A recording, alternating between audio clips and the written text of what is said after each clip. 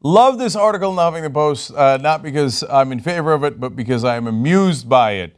The title is Bernie Sanders' Endgame is increasingly bewildering to Team Clinton. Let's see if I can explain it to them. So Sam Stein wrote this. He's just reporting the facts here.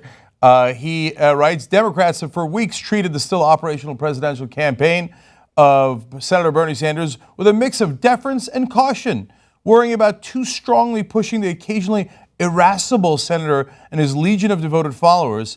But as time has passed and the party's convention nears, supporters of Hillary Clinton really want to know what is Sanders' endgame actually is. What is this crazy, irascible senator up to? What's your endgame? How are you going to move the pieces around until you're on the Iron Throne? Okay, newsflash. It's not about the Iron Throne. He wants policy. They can't get it through their skulls. They're like, well, you keep talking about all this policy that you want, so why are you doing that? Maybe because he actually wants the policy? Oh, no. You understand, this is what we talk about all the time. People who can't escape their own perspective, which is, by the way, the hardest thing to do. So everybody's guilty of this. From their perspective, they're scheming politicians. So they think, what would be my end game? What would I be looking at for me? I mean, I'd be talking about policy, but of course I wouldn't give a damn about that. The question is, how can I position myself? So what is Sanders doing here? Well, how is he going to position himself? Is he going to be in the small council, hand of the king maybe? No, he wants the policy. They can't get it through their heads. Okay.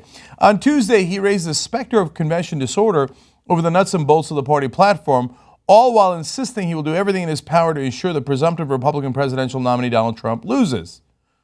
Yeah, you can do both things. All right, I'll get back to that. The Democratic Party is eager to see that loss, but has begun wondering whether ideological disputes and bruised egos may get in the way.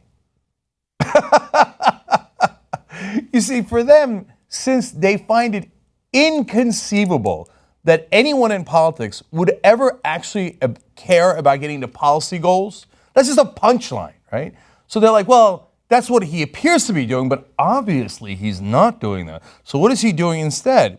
Oh, I get it. He's not endorsing Hillary Clinton like everybody else does to get an advantage for himself or a cabinet spot or whatever, because he's got bruised ego. That's what it is.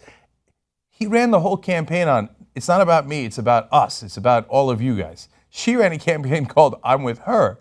And they're like, oh, so it's Sanders' ego. We figured it out. I'm pretty sure you didn't figure it out. And then going back to that earlier part, they're like, now he talks about challenging the Democratic Party platform on the policies, but yet he says he's against Trump. What do you mean yet? What does that mean, yet? Yes, I can tell you, this is my perspective. I want the Democratic Party platform. I don't care that much about the platform, but what I want them is to actually fight for these things. But whatever their ideology is, or at least they pretend it to be, I want it to be progressive. I want it to be completely progressive. In fact, the thing I care most about, and I'm speaking for me, not Senator Sanders here, but he's similar in a lot of ways, but he does have different priorities. For me, the number one priority is get money out of politics. So, okay, you've got it in your platform, but what are you going to do about it? For him, it's Social Security, it's the minimum wage, and the list goes on, and he cares about those things. Now, pushing for those progressive priorities doesn't mean you're not fighting against Donald Trump. It means you are fighting against Donald Trump, because that's all the things that Donald Trump is opposed to. But they can't understand it because they live in a binary world. Wait, who are you for? Are you for Clinton or Trump? If you're causing trouble at the convention, you're against Clinton. That must mean you're for Trump. Really? This entire city of Washington is that stupid, that short-sighted? And unfortunately, the answer appears to be yes, a resounding yes. Okay. So now we go to former Senator Kent Conrad, who is going to issue warnings here. He's part of the Democratic Party establishment, and when he was a senator, oh, go along, get along. You're a lobbyist, you're going to get a meeting with Senator Kent Conrad.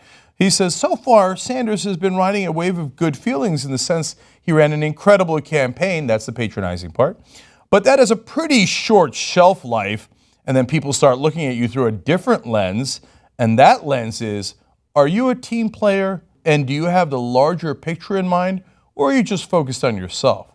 At some point, pretty soon, he crosses the threshold. He may have already crossed it.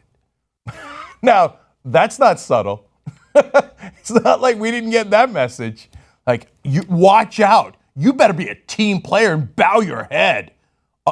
Wait, how is it about you if it's about the policies? Because they don't believe him. They really think that in their crazy heads, that Sanders thinks if I cause trouble at the convention, then maybe somehow I could wrestle the nomination away, or I could get more power for myself, and my ego's gonna be awesome, yeah. Because that's how you think, Ken Conrad. It's amazing how they don't get it. Yeah, what games are you playing here? But so far it's been pretty good. You've earned some good feelings. Yeah, really? You guys have good feelings towards Senator Sanders? You're going to tell me right now the establishment's like, hey, well done, Senator Sanders. We really do applaud you. You think we don't know that's fake? They think we're children, when in reality, they couldn't put together a sophisticated thought to save their lives. Now, last couple of things here. We go to Governor Ed Rendell. He's running this convention for the Democrats, former head of the DNC, former governor of Pennsylvania. He says about Sanders, I'm confused by it. If he wants to speak in prime time at the convention, then he has to suspend his campaign. Again, that threat not anywhere near subtle. But why would Senator Sanders cares about it? He would, because he wants to get his message out to as many people as possible. That's why he did all those rallies. That's why he did the long speeches on the nights of the election. So there's a real reason to care about that spot. But that's not why most politicians care about it. It's a prime time opportunity to put your stamp in the national, theater.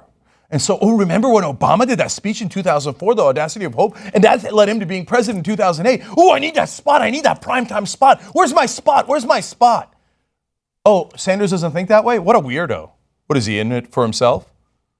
That would be ironic. If he knows, and he's perfectly aware that he's endangering his own speaking spot, but he's doing it anyway, that means it's not about his ego. He actually cares about the issues. Okay, now amazingly, it appears that the Clinton team has already written off some of his supporters. So they're like, we don't care. We'll threaten you in public. We don't care. Quote, this is from the Huffington Post. The Clinton camp believes that 10 to 15% of Sanders supporters were never Democrats to begin with. Wait. I need to understand that. What do you knuckleheads think? Do you think that they were secret Republicans supporting the most liberal senator of our lifetimes? Supporting a guy that you guys derided as socialist all, and do you think they were Republicans? Now, I'm going to assume you're not that stupid, but I might be wrong in that assumption. So do you think the other option is they're so progressive, they would obviously never vote for a Democrat? And think about that for a second. Let that settle in. They assume the Democratic Party is so corporatist that the real 10 to 15% of progressives would never vote for a Democrat. They never were Democrats, because Democrat doesn't mean progressive.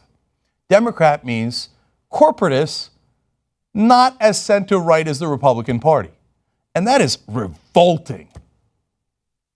There is one guy who gets it, though. And I've praised this guy before because he's a real liberal.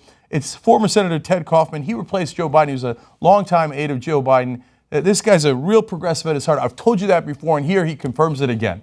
They ask him, everybody's bewildered. So they ask Kaufman. He says, the easiest answer with Bernie is to listen to what he says, because what he says is what he means. It is remarkable working with him. You didn't have to spend a lot of time figuring out what he was saying or what he meant. It was a pleasure being around him. Which I'm not sure I could say for the rest of the Democratic Party. Yes, if you're looking for a clue, call former Senator Ted Kaufman. He's got it figured out. He worked with Senator Sanders in the Senate, and he's like, it's not that complicated. The guy will tell you exactly what he means.